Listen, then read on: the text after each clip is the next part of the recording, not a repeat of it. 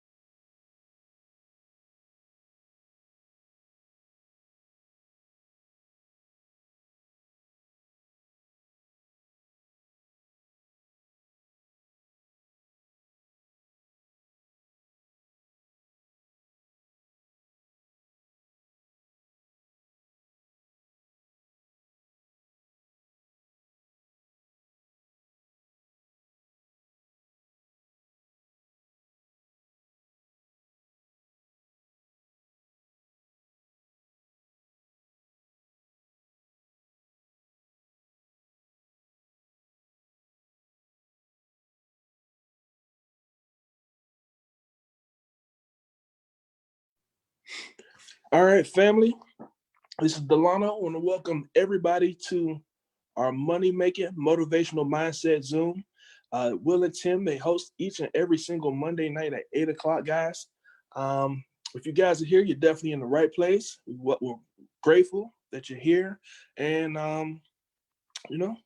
guys, I hope you had a great weekend. Saturday, if you guys made it to the meetup, man, you guys hopefully got some great gems. You're able to network with other individuals there. If you guys are new to the Zoom, Will and Tim, they started REI Wholesalers Are Us almost 5 years ago, pretty much with the intention and the goal to share their 20 plus years of combined real estate experience to the community. And since then, they helped a lot of people not only get their first deals, they helped a lot of sellers get out of whatever their problem was, and helped a lot of buyers, guys. They helped a lot of people in this community, guys. So if you guys been trying to get into business and learn, you definitely linked with the right brothers here. But I could go on and on about these brothers. But if Will and Tim, if you guys are on the line, the stage is yours. Hey, Delano, how's it going? Can you see and hear us? Hey, I can see and hear you perfectly fine, Tim. Perfect. Well, listen, guys, we are super grateful to be able to start this. Welcome to our Money Making Motivational Mindset Monday Zoom, of which we have each and every Monday evening at 8 o'clock p.m. We are so thankful and grateful for all of you guys from all around the country, all around the world, from Zoom world, from Facebook land, wherever you are tuning in. Guys, we are so grateful to have each and every single one of you guys on this Zoom. Before I get started with anything, I just want to thank our Heavenly Father, God, for giving us an opportunity to even jump on this, to even have an opportunity to have this platform, to be able to speak what we're speaking. We are so thankful to Him. Secondly, I'd like to thank my partner, Will, to the right of me. Thank you for hosting a call every single week. Lachette for behind the scenes. And not the least of all, you guys. Thank you guys for jumping on this thing, jumping on this journey with us every single week, every single Monday.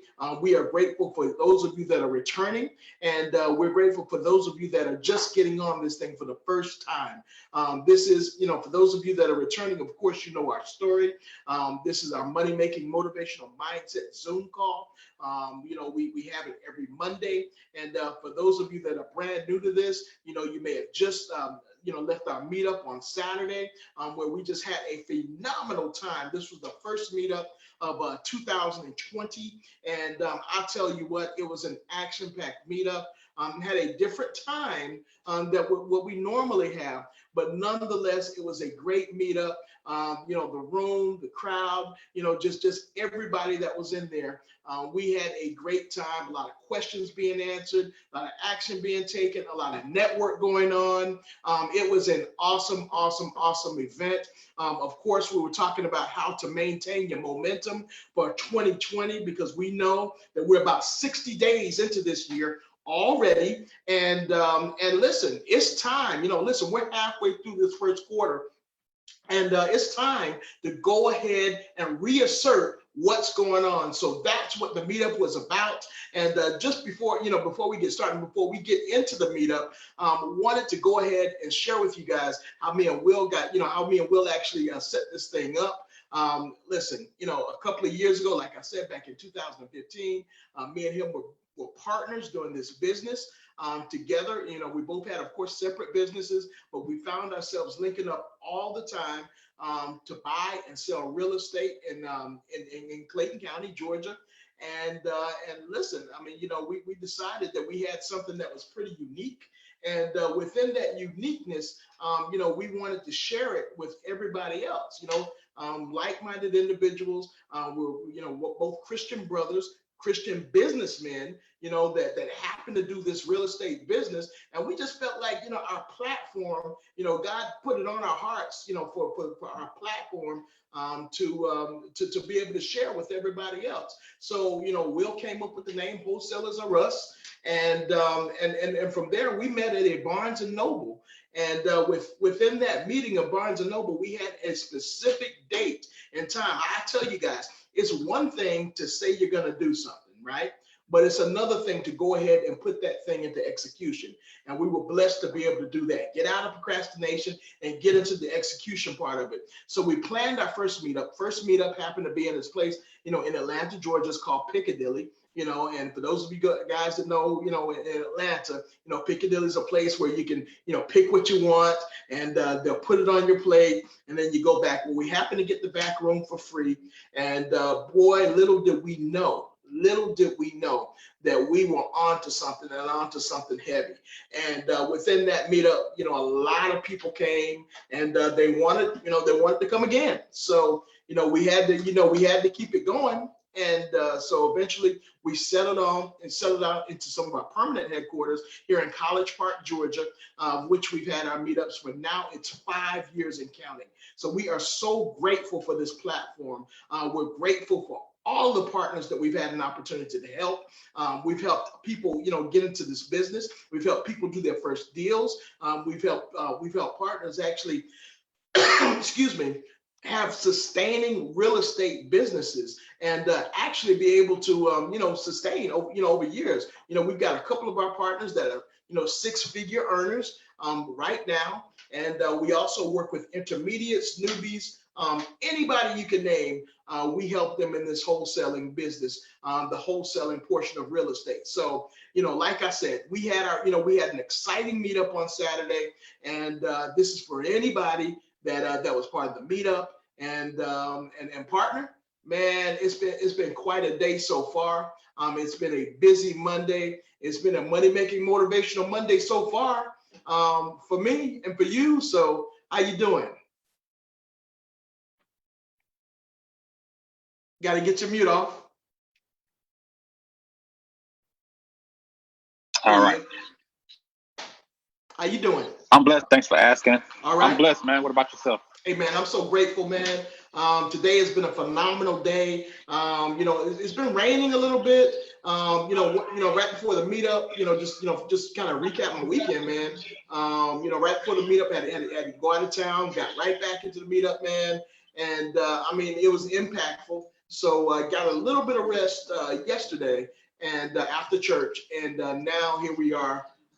It's been a busy Monday, man. So I'm grateful for that, man. Monday is my favorite day of the week. So just grateful for that, man. And here we are tonight, man. I love Mondays for another reason. We get a chance to do this Zoom every single Monday, man. So it pumps me up,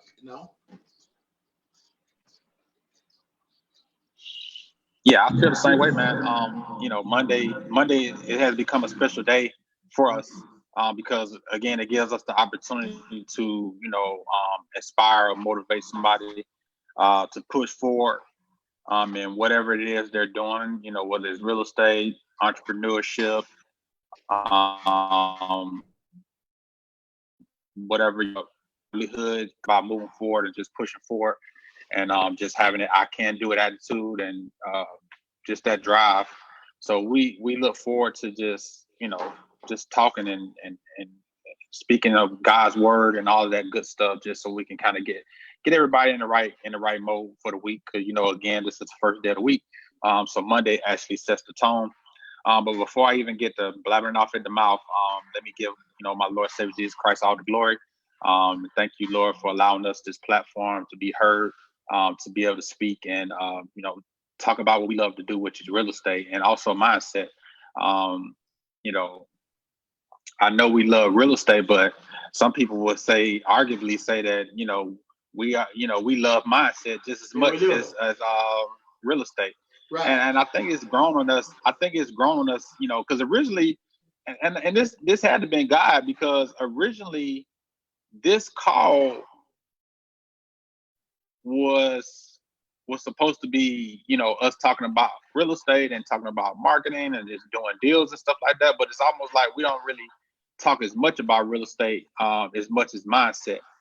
And I think that was just confirmation from God that he was like, that's not people's challenge. Right. Most of the time you think that people's challenge be learning the craft or perfecting the craft.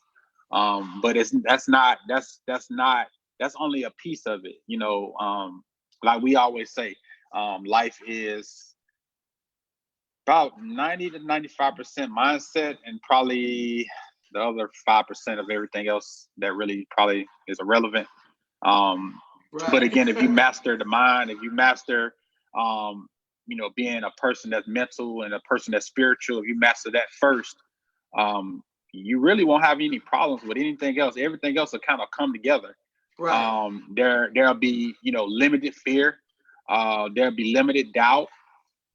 It'll be more prosperity, more abundance, because, like we talked about on one of our other calls, there's the two F's, there's the fear and then there's faith. Right. And fear is actually the opposite of faith.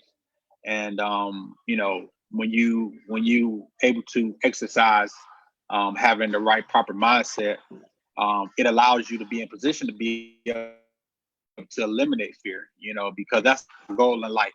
Every day, our goal is to eliminate as much fear as possible. If you think about it, I was just talking to my wife about this. When you think about it, no, I wasn't talking to that wasn't my wife. I was talking to a friend of mine about this earlier. Mm-hmm. We was having a long discussion just about life. But I told him that, us as humans, we got to get to the point where every day the devil throws some sort of fear at you.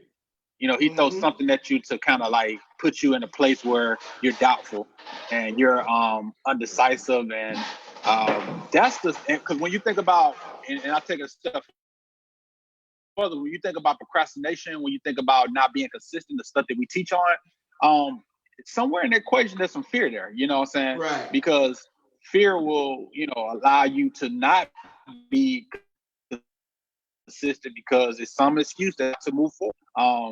And it sometimes in some ways it'll even, paralyze you, So I think in life, we got to get to the point where we just try to completely, eliminate fear as much as possible. And I know it's from a personal standpoint, it might have something to do with family and some stuff, you just can't control your emotions on, but you really, really, really got to practice and get better at controlling your emotions, controlling your thoughts, controlling that negative energy that seems to come at us on a day-to-day basis. And we just got to get better at being able to eliminate that stuff, Right. So I know I kind of got off subject a little bit, but I was kind of trying to talk about what kind of piggybacking on what you were saying earlier about how this Monday call started. Right.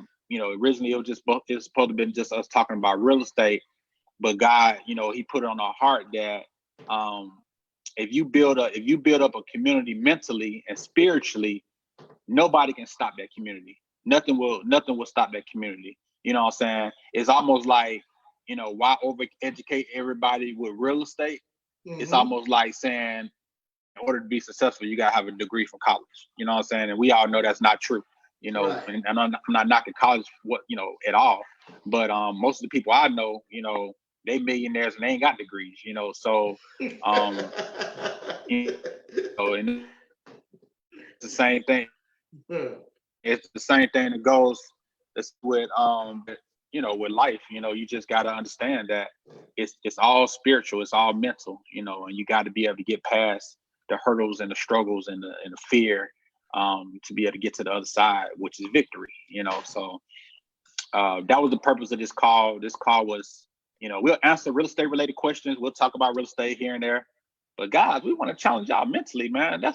And it helps us as well. I'm not sitting here on this call just because I'm speaking. I'm not sitting here to say I got it all together. I'm working every single day. Again, this is a work in progress every single day. There's not a day that go by that I'm not working on myself. It's not a day to go by I'm not trying to be better. I want to be better, and I know it's a challenge. I know it's a struggle, but again, I'm going to keep fighting through it, and I'm not going to quit. I'm not going to give up. I'm gonna keep allowing, God to be and the leader, and just keep trying to focus on getting better. And I just want you guys to take that lead, with us, with Tim and myself, take that lead, and let's all just get better mentally. Because again, if we get it mentally, we're forced to be reckoned with. It ain't nobody, nothing that can stop us, And that was the birth of this Monday call, and I think that's why we've been so passionate about being consistent with it as well, because we take pride in making sure we don't miss Mondays. It don't matter. There's been times where we way across the country or way across another part of the world, and as soon as Monday come up, we on the call. Unless it's a diehard emergency, we'll fill in for each other. But other than that, one of us is going to be on here. If not both of us, one of us is going to be on this Monday call. So, we take pride on making sure that we're providing value, on these calls. So, that's enough of that. Saturday was great. Yeah. I think what you want to kind of recap on some of the things that we kind of went over Saturday. Yeah, let's and then recap. We'll open it up for questions at the end. Yeah, let's recap Saturday, man. Like I said, listen, we talk about that fear. The reason, and I'm gonna piggyback off what you said a little bit, just quickly. The reason that we do these calls every single week, and these calls actually bless us. These calls actually help us as well, because the more you hear something, the more you repeat something, then what you're doing is, you talk about eliminating fear. What you are doing is you're eliminating that fear. Every time you say it, every time you hear it, every time it goes into your, every time it goes into your ears, it comes back out as faith. So that's why these calls are so important every single week. Right. You're going to feed your faith and starve your doubt to death. That's what that's the game, is to feed your faith and starve your fear or doubt to death. And that is our goal, is to be able to do that. At the same time, it's helping us out as well, because no matter where you are, no matter what you're doing, I mean, there's still something, some aspect of something where there's hesitancy or whatever it is, where you're not comfortable. And I put myself in that category as well. So I'm grateful for this call as well. Guys, we are your hosts, and just know we're working on ourselves as well. So let's get into, this meetup. This was the first meetup of this year, and we chose family to do this meetup during the second month instead of the first month. I know a lot of times, people do their meetups and meetings and things of that nature the very first week of the first month, but we chose to do it because we knew that the beginning of the year, people have already set their goals, people have already set things up, people that they come out running, you know what I'm saying? So by the second month, It's about 59, 60 days in. Some of that, what you call fear, has set in. Some of that doubt, of your goal may have set in, and that's just a reality there. So we decided to go ahead and do this meetup at the end of February, where, hey, we've already seen everything. Let's just strip everything back down and get back to reconstructing, what it is that we said we were going to do. So that's why we named the meetup How to Maintain Momentum in 2020 instead of How to Get Momentum, How to Maintain Momentum, because it's very easy, to be motivated at the beginning of the year, but, to maintain that thing is another thing altogether. So what we talked about were a couple of things. We talked about, listen, if you've just been, if you've been looking at this thing from the beginning of the year, should you really do real estate? That was the question. Hey, should you really do real estate? You've had a chance to actively, look at it. You've had a chance to actively, study what it is that you're doing. In this case, we're dealing with wholesaling, which we believe is the most barrier-free entry into real estate. It can be very profitable if it's something that you do. So should you get into real estate? The second thing we talked about mindset strategies. We had strategies for beginners. We had strategies for intermediate people. And then we also had shared strategies for advanced level real estate people. We also talked about how to create the perfect 2020 vision. We talked about fundamentals of real estate. We talked about marketing free versus getting, free marketing versus paid marketing, which I thought was very, very good. And we talked about what to do right now, instead of later. So, it was an awesome meetup. And partner, you just want to kind of go over some of this. Should we do real estate? Is this the right time to be doing real estate? Is the market shifting? These are questions that everybody's asking. We know that there's a virus out there. There's a, stock market down, coronavirus, Trump, those are all the key words, for shift and change. People The stock market down, coronavirus. Yeah. So people want to know, is this the right time to get into real estate? I think we gave a great answer, because guess what? We're still in it. What did you say? I mean, I just think that, it's time to get in real estate. That's real estate. Like, it's never a such time as not a good time. Right. That's the thing. Like, when the market is high, when the market's at a high peak, you can get in and of course you can make money. That's the best time. Everybody, lending, you can flip houses, sell houses, people buying houses. It's all good. But then most people who had that stigma of like, man, when a downturn comes, man, that's when you need to pull out of real estate. And that's actually what I was taught coming in. Like, don't get in the market. Don't get into it when it's a recession, or don't get into it when it's bad. But people don't even realize that's when the most millionaires will actually quit, when the recession happens. Because guess what? Now property values have went down. Then those same people that were scooping those properties up when they was $10,000, $20,000, $30,000, guess what? Now today those properties worth $100,000 plus $1,000 now. So that's a prime example. You might from looking at the media and the news, I say, don't get in real estate when it's a recession. Don't get in real estate now that, they're getting ready to vote for the next president. So this is the wrong time to get into real estate. Man, look, read my lips. There is never a bad time to get into real estate. It's never a bad time. It's specifically, let's say this, let me rephrase that. It depends on what strategy you use. Let me just say that. It depends on the strategy. Yeah. Every strategy is for a particular season. Let me just say that. Every strategy is for a particular season. When you're on a downturn, you have to adjust your strategy. Right. You can't do the same thing because, again, the market is down. So you can't probably get funding. It's probably harder to flip a property. So then you got to be kind of cash heavy to where you can be able to buy properties. When the market is up and lending is available and stuff, then that's when people are back fixing and flipping and doing new construction and stuff like that.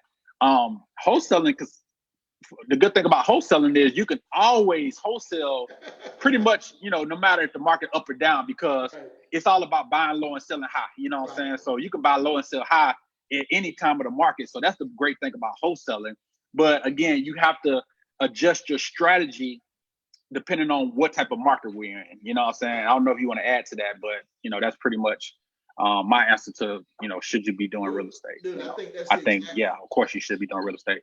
Yeah, I mean, I think that's the exact right thing. I mean, I think no matter what, and just having survived, the different economies, myself personally, listen, there's never a bad time to be in this business. I think realistically, it's just about who you're listening to. If the first time when the market had crashed, the people that I listened to said, get out the business. So I got out the business. So, there was never a specific strategy, to survive in the business or even thrive in the business when the market crashed. So this time, now that we have survived it and we know, we know what's what, then we know what to do. So, I think that's why it's important, like right now. But you know what? I actually listening to those stories. I didn't mean to cut you off, but listening to those stories of like people who talk about they lost so much money in the crash. Like I listened to a lot of those stories, and I think it all boiled down to a lot of people was over leveraged. Yeah, I think a lot of people over leveraged, and when you get over leveraged, and then when everything falls, you fall too with it. You know what I'm saying? So I think you just got to kind of have a balance with that. I think you got to kind of know to focus on trying to get cash heavy. But then, if you are going to get some type of funding, balance, keep it balanced. Don't over leverage yourself. You know what I'm saying? That's pretty much, I think. And really, it was kind of hard to control because funding was so easy. Like you really didn't had to have docs to get a, $1 million loan back then. It was just crazy, It's pretty. Yeah, I mean, you could get funding almost like with no docs, like no job, no nothing. You would just get a loan for a house. So. I mean, who wouldn't just take advantage of something like that? If especially if you're not used to nothing. So I think that's kind of like, what set the tone for the market doing what it did back then. And I think if anything close to that would ever happen again, I think it'll be a little different. I think a lot of people learn from those mistakes. Definitely be different. I'm not saying that people still won't fail and people still won't take losses, but I don't think it will be as bad because I think a lot of those OGs that's still in the game who went through that, they kind of prepare if that was to happen again, and they talk about what they would do differently. So, but to answer your question, man, now is the time to say it's always a good time. You just got to learn how to be a chameleon and adjust to the market, whatever the market gives you. You know what I'm saying? It's almost like sports saying. Like you got to take what the defense gives you, That's right. And you got to take what the market gives you, and just adjust with it. So one thing I just look at. Yeah, no, I was going to say one thing about wholesaling. And the only thing that changes is the buyer. The kind of buyer that's out there. That's the only thing that changes with wholesaling. I mean, if you're in on this end of the business with wholesaling. Then you like you said, you're gonna buy low, sell high. The difference is who are you? You're buying low, and who are you selling high to? That's the main difference right there. And that changes, and of course that takes specific strategy. But other than that, this is it's always a great time. To jump in the business is always a great time. To discover, a new skill, this specific skill right here is something that will always make you money no matter what. You know what to do as long as you're talking to the right people, around the right people. That's why we set up our community. Wholesalers are us. It's a self-contained community, where if you're around the right, us, then you're not going to get any bad advice, and you're going to know what to do. So yeah, it's always a good time. For to stay in the business. Is the market shifting? Yes, the market is shifting. The market is always shifting, and that's one thing that you should always know, partners, is that the market's always going to be shifting. So, like I said, just stay around the right people. If you stay around the right people, they have the right information at the right time, then you'll be positioning yourself to always make money in the market. Is the market oversaturated? No, no, no. I mean, listen, here's the thing. Like the market that you are in, and we're talking about, like our local market. Here's Atlanta, Georgia, is our local market.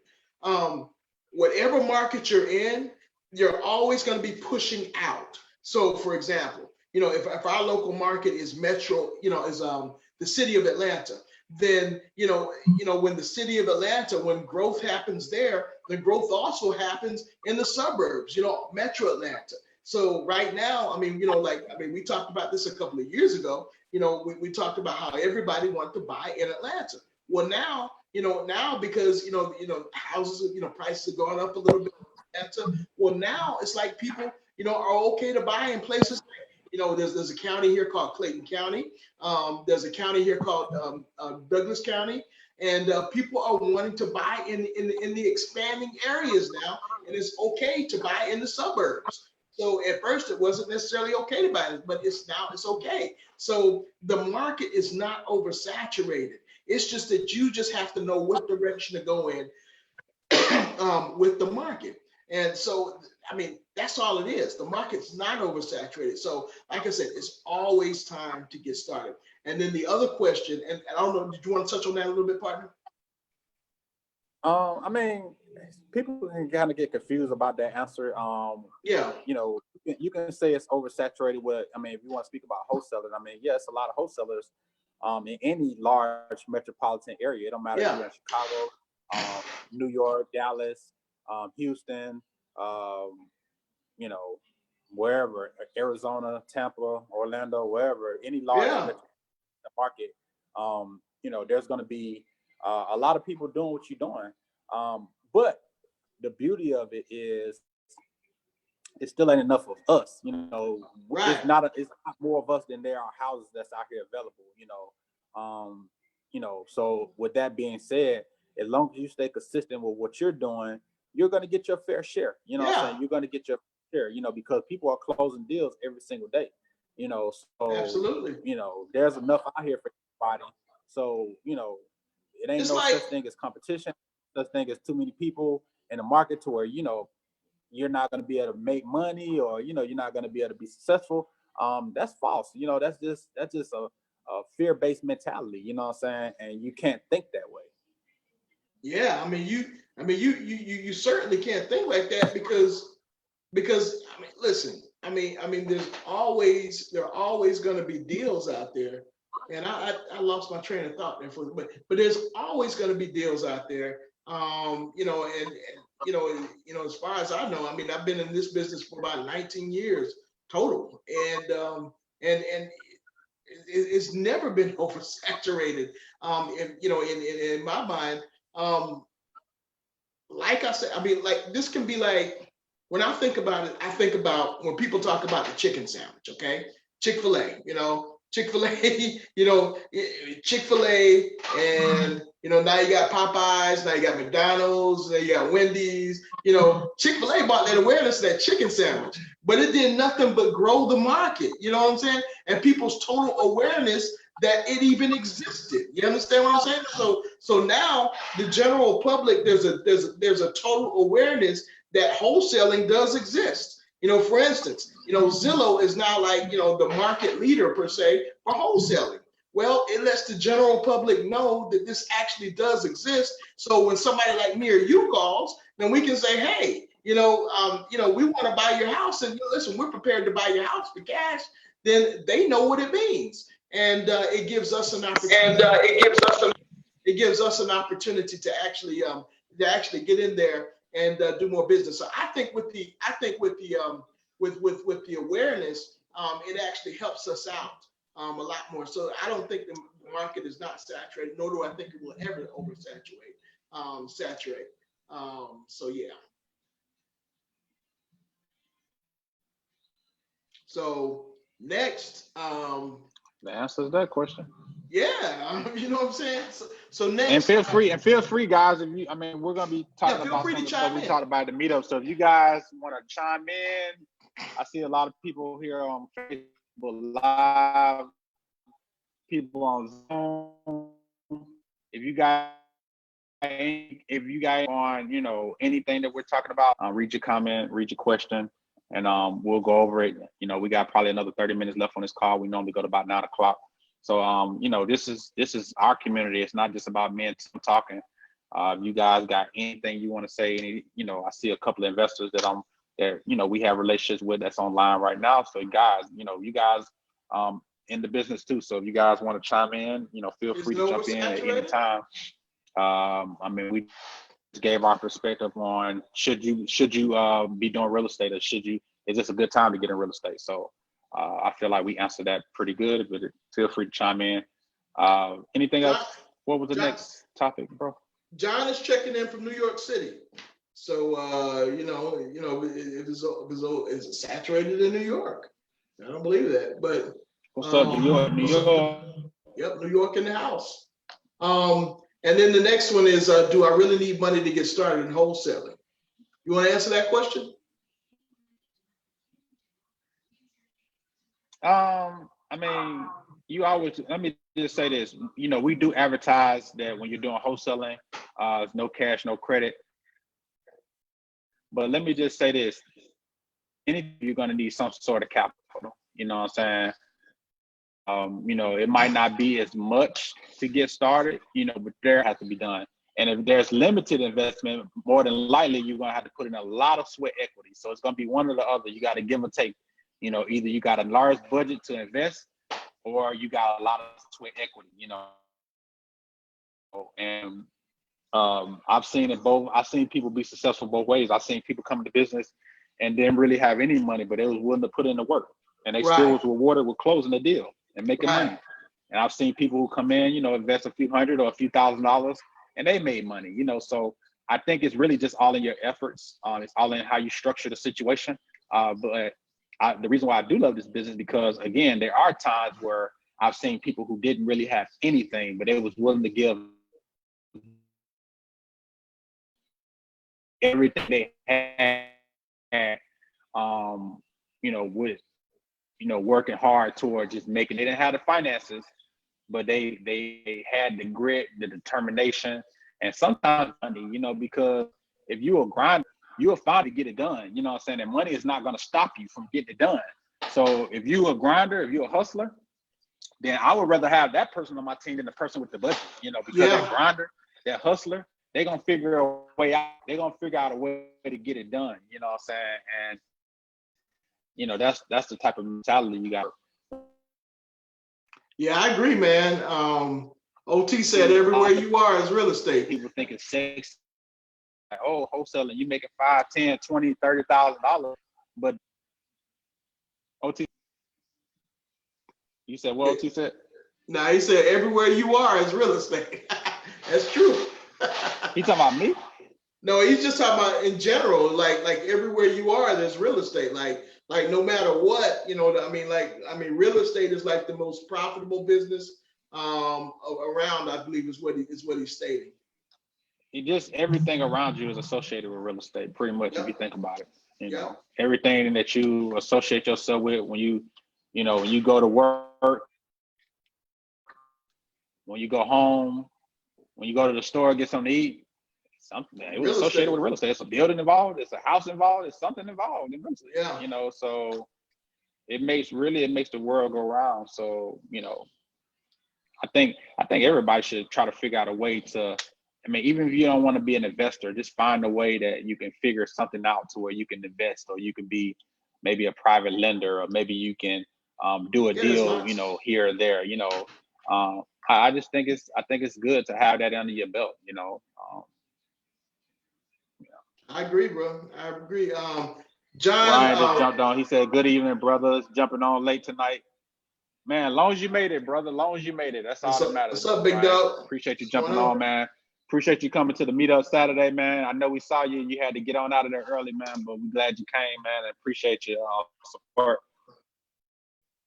always, man. So thank you. We appreciate it. John wants to know what's the range in wholesaling should be looking to make on an average deal these days? What is the average profit size, is he saying? Yeah, it says, what's the range a wholesaler should be looking to make on an average deal these days? I mean, I think any wholesaler, should pride himself not to make under 5K. You know what I'm saying? Okay. I mean, I think that, if it's just your deal. Now it's different when you partner with people because you may have to split the profit in different kind of ways. Right. But I'm saying right. when you look at the average, when you look at the overall deal, I think at least 5K should be made on that deal. Right. Regardless if you splitting that 5K 2 or 3 ways, but at least 5K should be, made. Of course, you want to shoot for higher. I'm always shooting for 15 plus. Me personally, but Yeah. I'm fine with the smaller amounts, the 2,000 and 1,000s. I mean, I'm grateful for everything that comes. This is like this is I'm sorry. I would say, that should be a small expectation. It should be your 5K. Yeah, I agree. And this and like this is our philosophy, and also it really depends on where your market is. I mean, if your market's New York, then price points might be a little bit higher in New York. You know what I'm saying? So it really depends on where your market is. Our philosophy is like this. We think about this as like a volume game. Like those of us that are that are in the business, we think of this more in terms of a volume game. So if I mean we've had deals where we may make less than that 5K, and we're okay with that. But we try to shoot for a specific parameter, or less than that 15,000, but we try to shoot for that specific parameter. Not going to turn the deal down because, the bottom line is that we're actually able to help somebody, get out of their situation. And it's a blessing to be able to get paid to do this business. So, that's, that's the mindset that we have when we think in terms of volume. So every deal is a good deal, but I guess around that range is a good thing to shoot for.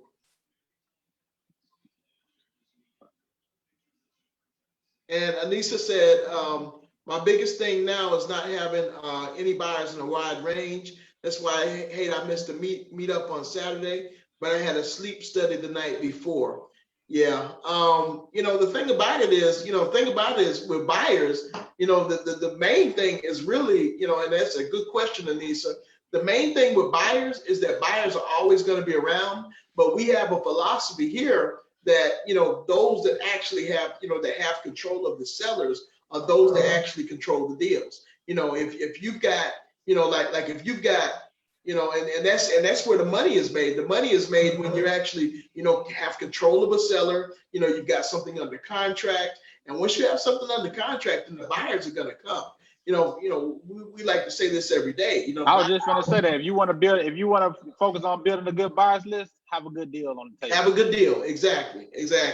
And you'll have a great buyers list. So that's the thing right there. It's a great question, and we hate that we missed you on Saturday. We had a great time, but we're glad that you're okay.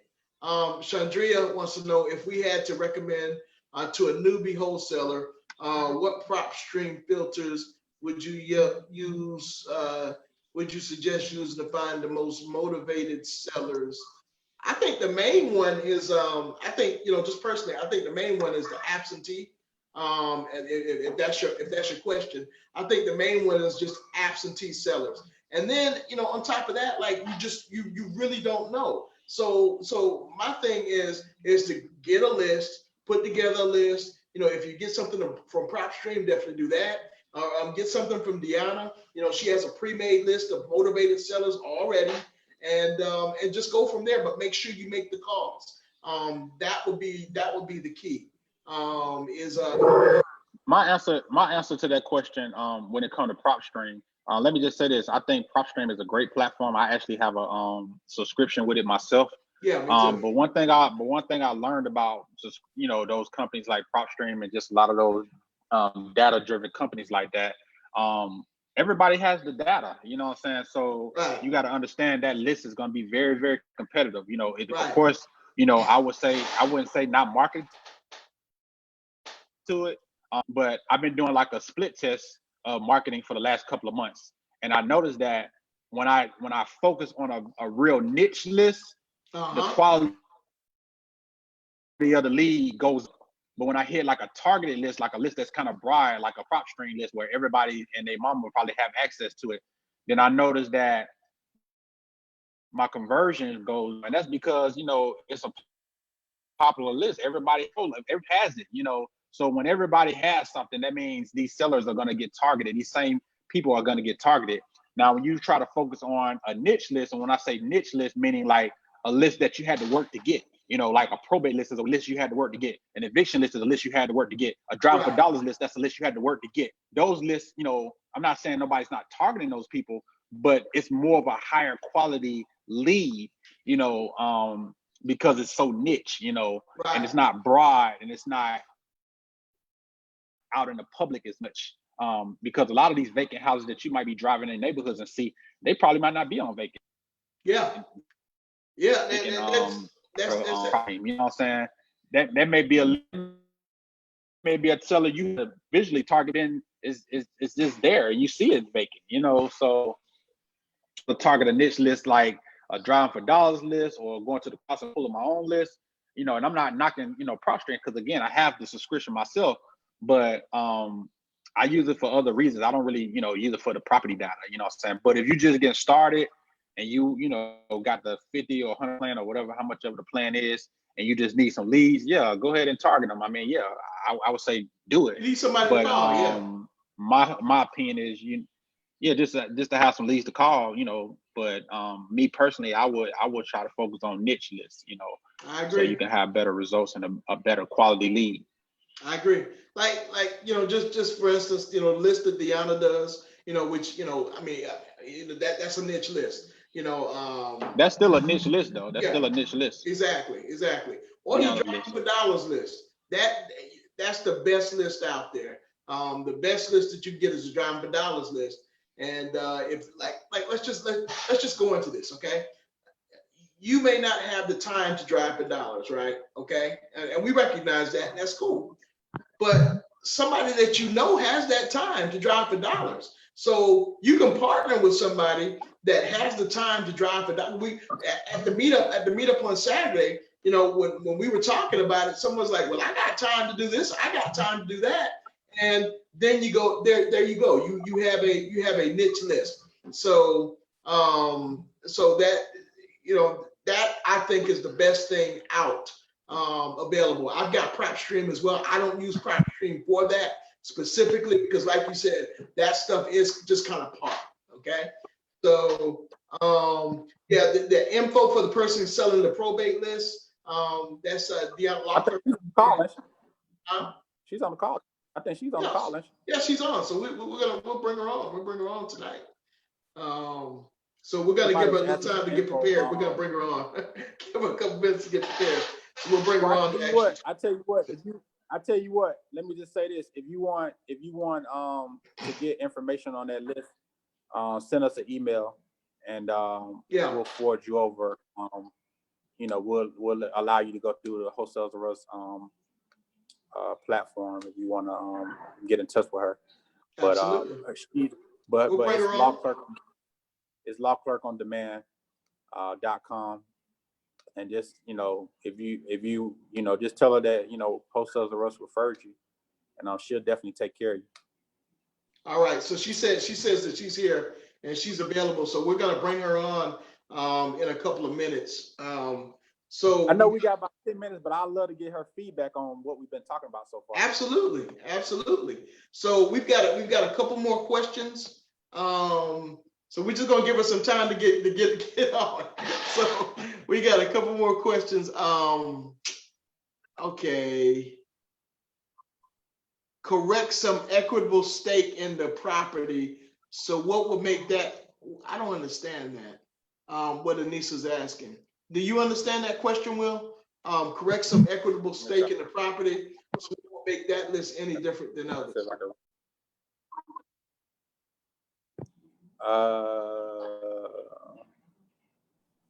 Correct some equitable stake in the property. So what would make that list any different than any others? Correct some equitable stake in the. You may have to rephrase that a little bit. I'm not really clear on. No, I was commenting on the conversation you're coming on. I guess she's coming on. We were talking about the list, and okay, gotcha. And just to get on the list conversation, I mean, I know we got those are two different statements. I just want to make sure I'm clear on what it is, because if you was just wondering why we was talking about, you know, a niche list compared to just a broad list, I'm sure, you know, Deanna can answer that better than probably we can. I mean, I know we got great answers for it, but I mean, she's the queen of lists, so she can, you know, better. She said when he mentioned earlier about buyers, I don't think we talked about a list for buyers. I mean, we were just talking when it comes to buyers, we were just saying if you got a good deal, like if you got a direct buyers are coming.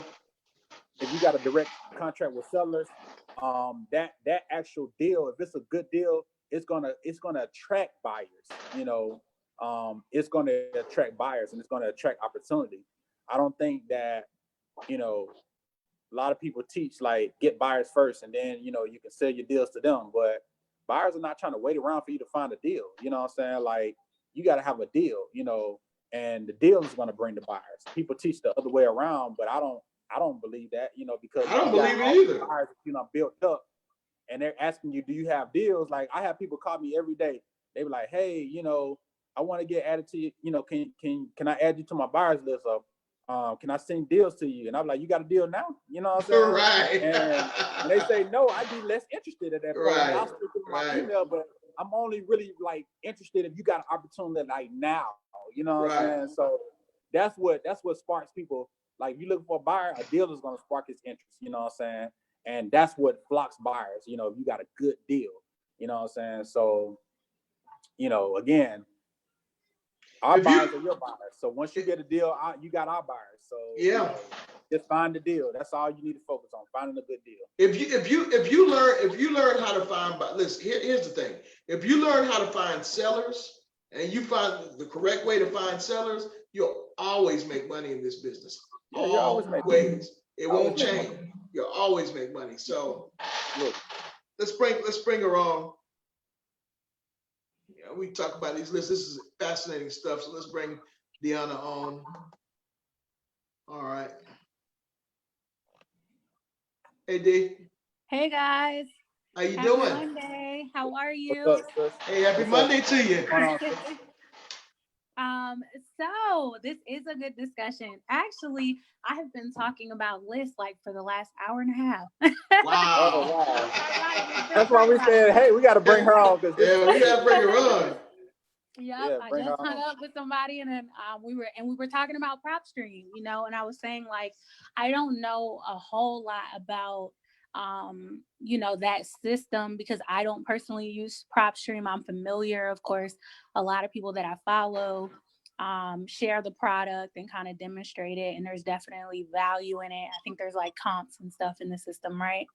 So yeah, I think that's good, but I think honestly, you guys made a fantastic point. The thing about these systems is if everyone is posting this system and if all of us in Georgia know about PropStream and know how to just go ahead and sign up for the membership, then that means everybody's doing kind of the same thing. Now, are people closing deals from PropStream? I'm sure. But I know just from my perspective, it is definitely difficult to consistently get in that courthouse, in those files, in the sweat, you know, in the dust, and find them cases like those, like that. I think will set you apart. And even if you don't do it, just having someone consistently go, I definitely agree. You know, a more challenging list is going to, I think, increase your success rate. You know, just doing something different. Absolutely. The harder you work to get that lead, you know, the better off quality it's going to be. You know, right.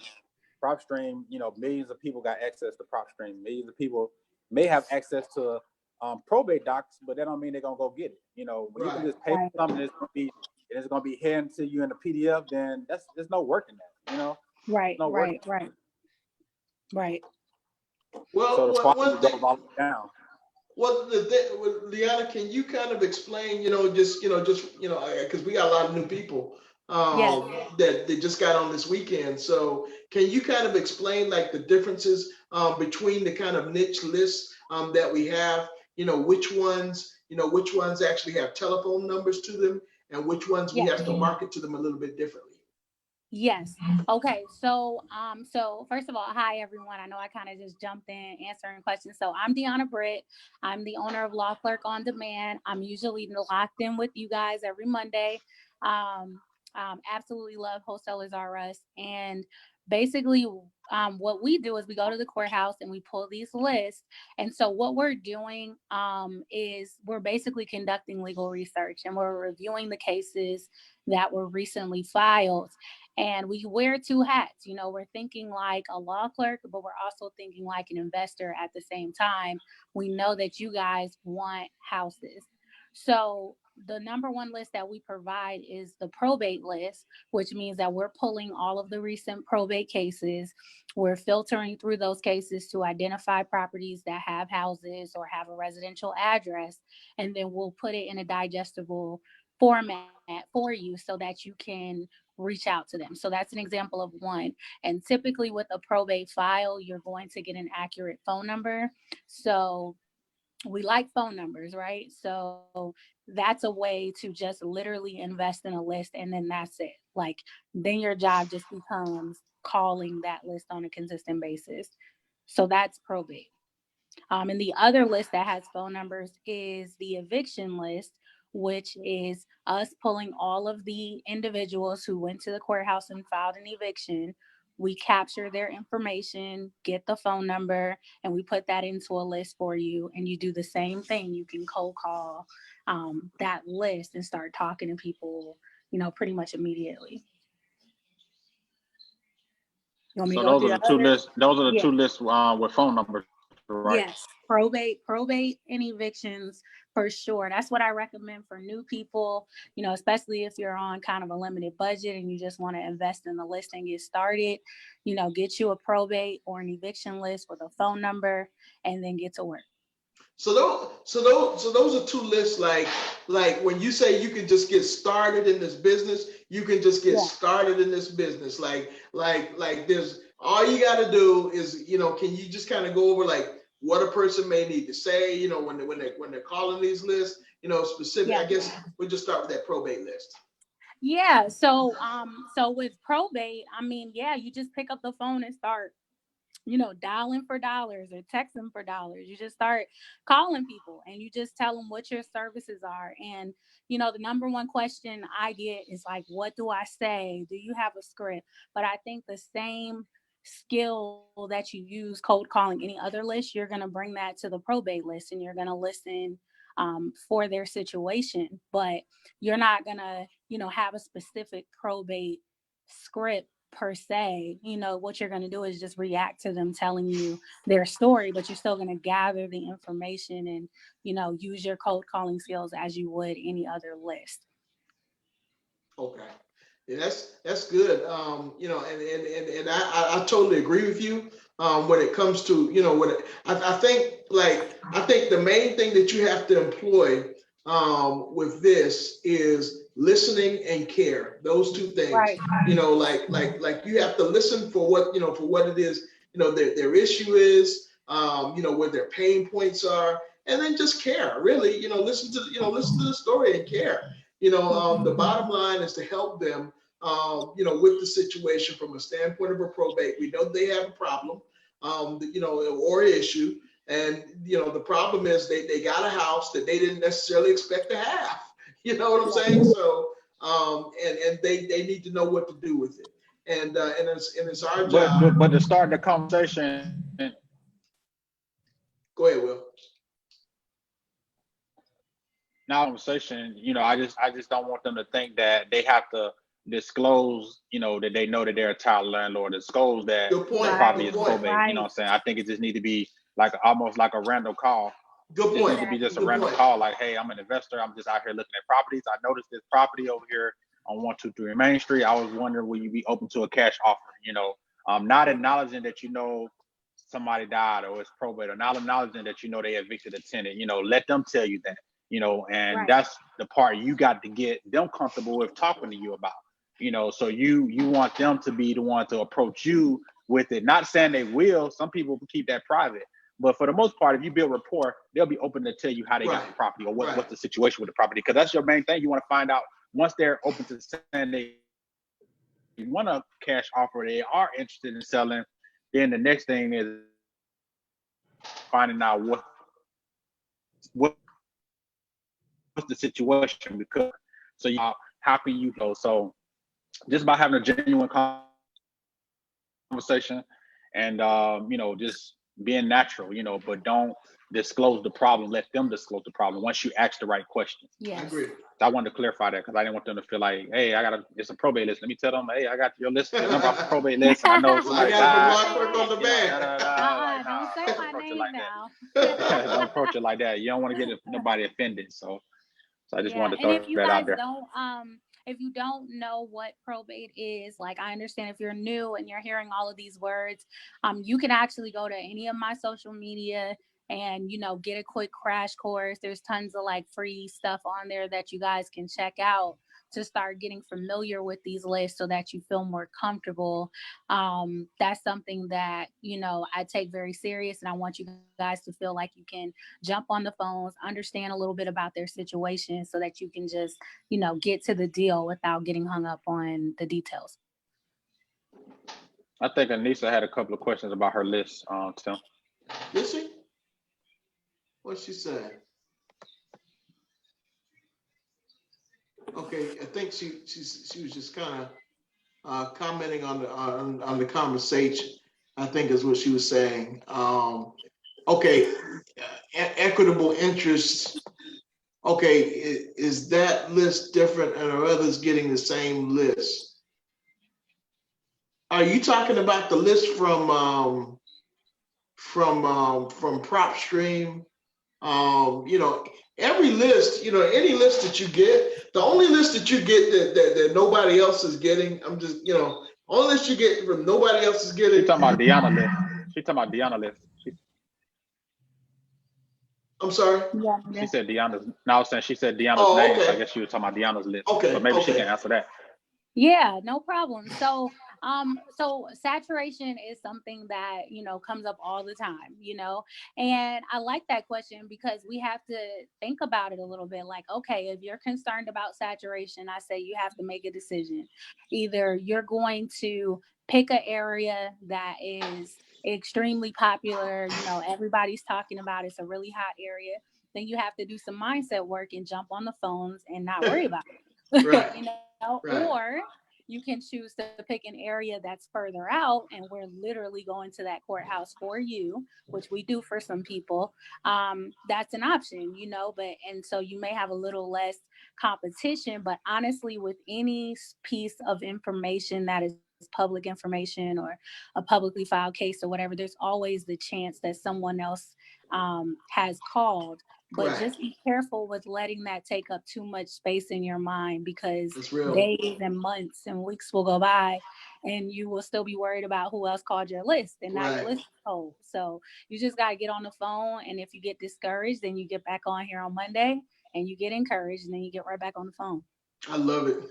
It's real. That's real. And one thing, and I don't know why I keep going back to this Popeyes thing. But, right. Chick-fil-A had, the market on the chicken, and Popeye said, let me carve my little place out. So, there's nothing wrong with it. There's nothing wrong with somebody else having that list. And, you could be the only person calling. The thing about lists, right. But the thing about lists, I mean, you might have a lot of people calling that list, but it's really about timing, you know what I'm saying? Yes, timing. And, everybody's not going to be ready right now. That's just like, we had Faye that, who bought a list from Deanna, and she was at the meetup. We were talking about how she made $10K on her, on her first deal with us, and she talked to people back in July, and she just closed the deal. They were still going through some stuff, but they was ready in February. So really, it's just about time. But just think that if she would have made the call in July, and she just left that deal alone and left those people alone and just never communicated back with them, guess what? Somebody else would have got that deal in February, when it was ready to sell. Right. So everything's about timing, you know what I'm saying? I see that happen all the time. There's even times where we all call the same calling the same lead and a thousand months later because they stay consistent. You know, I see it happen all the time. You know, so it's really just about timing. You know, you just got. What if she would have thought about? What if she would have thought about? I'm gonna just keep calling, until somebody's ready to sell, And but what if she would have thought about, somebody else calling and not called? You know what I'm saying? Like that. I mean, that thought is a real thought, and people do think what if she had thought that and she wouldn't have gotten that deal? So I think Deanna's right. I mean, you've got that's why we have our mindset calls. Is because we want to eliminate fear. We want to starve doubt, out of your mind, and the only way to do that is to go ahead and just make it happen, make the call, and just get over it, get over whatever it is, and that's the only way to make it happen. So right. So yeah, but yeah, guys. There was another question. I think it was one other question. I got another question. Okay. You see it? I think I named saying Shy. That's a question. Are you talking about equitable interest? Shy. You talking about equitable stake? Okay. Shy said, "Hi everyone. I did not the name of." Oh, what's up, Shy? Oh, this is Deanna Britt, law clerk on demand. It's at the bottom. Yep. Okay, and I think someone was asking about equitable interest in the deal. I'm not sure. You're saying, So far, Deanna's an eviction list. Eviction is, of course, the landlord. Yeah. So what were you saying? So we were just talking about the two lists. The two lists where a person can get started, like right now, and you were talking about the probation list, and then the eviction list. Those are two lists where a person can grab that list and start calling like ASAP, right? Yes, we just pulled all the new lists from the courthouse. You can literally just go and order your list. Where we've been sending out lists this week. Most of the counties for probate and evictions do come with a phone number. So really, for example, if you don't call no counties out because y'all might be deaf. Let me just say, if you pick a county, right? And because it might be somebody's favorite county. But let's say, okay, so you pick a county and you just literally, once your list is emailed to you, whatever designated time that you set aside to do your cold calling, there's no extra work. You just get started. If for some reason you pick one of our other lists that doesn't have a phone number, then, you would just skip trace, or you decide that you're going to send mail, whatever your process is. But you don't have to do any research or anything like that. Wow. That makes it easy. Like that really puts you in a place where, like, hey, you know what I'm saying? Instead of doing all this, I can do that, and that can really get you kind of closer to the money. So that gets you closer to making a call with somebody. So and which in turn gets you closer to the money. So yeah, that's real stuff. That's real stuff. So guys, John said, other people's money, other people's time, other people's credit, real stuff. And he said, I like what you guys are doing. REI Wholesalers are us. And Zoom should set up a conference call. John, we thank you. Thank you for joining us from New York. Deanna, thank you. Thank you for joining us. Thank you. We appreciate it. Appreciate the timely answers. I believe that's going to push somebody one step closer to getting their first deal done. So thank you for that. Yes, you're so welcome. All right. So guys, it is a little bit after 9 o'clock. And if there are no more questions, we just want to say thank you for joining us tonight. We certainly appreciate it. We didn't even get through the entire meetup, but I think it was good. I believe that we'll probably recap on the other half of it next week. Next Monday. We're going to talk about marketing. You going in and out? Like that, so we can mark out the 2020 vision. You going in and out, bro. Hello? So yeah, like you said, we'll recap next week. We'll talk about 20. Yeah, I can hear you now. We'll talk about 2020 vision next week. And guys, look out for us. If you have any deals right now, email it to us. REIWholesalersareus@gmail.com. REIWholesalersareus@gmail.com. We're looking at deals every single day. Every day is an opportunity to look at the deal. Is how we see it.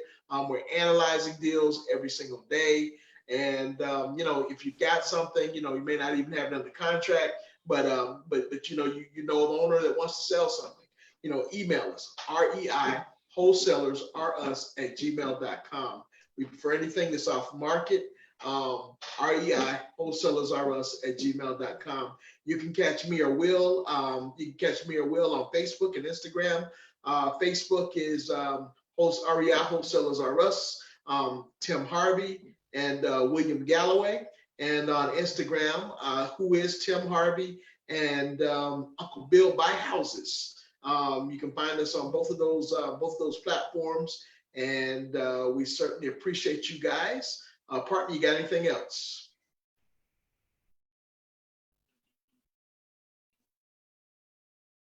Got anything else, partner? Well, guys, we're going to end the call here tonight. That's it. Okay. Can you hear me? Yeah, I can hear you now. Yeah. So, guys, we're going to end the call We'll here. just talk about the other half next week. Okay, gotcha. All right, guys, so good night. Thank y'all for everything. We certainly appreciate you guys, and we'll see you on the other side of the deal, guys. Peace.